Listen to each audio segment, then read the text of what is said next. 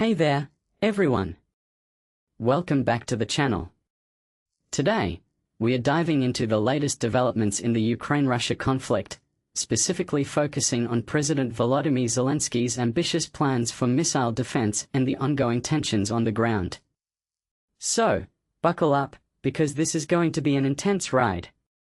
First things first, let's talk about Zelensky's statement regarding missile defense.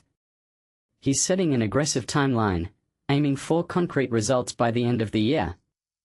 Now, this is a bold move, and it raises a lot of questions. Personally, I think it's a strategic move to showcase Ukraine's capabilities and potentially deter Russia. But what makes this really interesting is the comparison to the Freya program.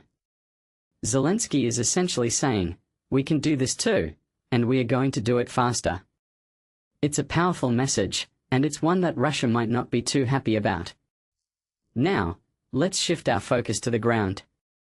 The Kiev region observed a day of mourning after a devastating missile and drone blitz. This is a stark reminder of the human cost of this conflict. What many people don't realize is that the number of civilian casualties has been steadily rising. In the first 6 months of this year, over 1,300 civilians were killed, and that's a 37% increase from the previous year. It's a grim statistic, and it highlights the need for a political solution. Speaking of political solutions, let's talk about the UN's stance. The head of the UN, Antonio Guterres, has been critical of both sides' actions.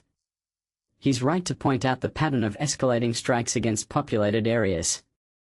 But what this raises a deeper question: how can we hold both sides accountable when they're both violating international law? It's a complex issue, and it's one that requires a nuanced approach. Now, let's talk about the drone attacks. The discovery of a drone carrying explosives near a Ukrainian aircraft is a serious development. It's a reminder that the conflict is escalating, and it's not just about missiles and bombs. What this really suggests is that we are entering a new phase of the war, one where drones and other autonomous weapons could play a significant role. It's a chilling thought, and it's one that should concern us all. Moving on, let's talk about Ukraine's strikes on Russian oil facilities. Zelenskyy claims that they hit targets deep inside Russia, including refineries. Now, this is a significant development, and it's one that could have major implications. In my opinion, it's a strategic move to disrupt Russia's economy and potentially weaken their military capabilities.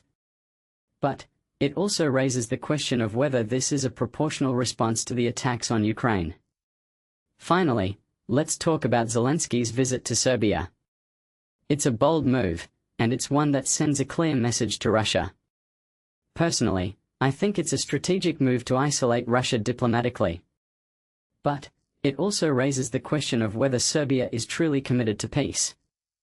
From my perspective, it's a delicate balance, and it's one that requires careful consideration. In conclusion, the Ukraine-Russia conflict is far from over, and it's a complex issue with no easy solutions.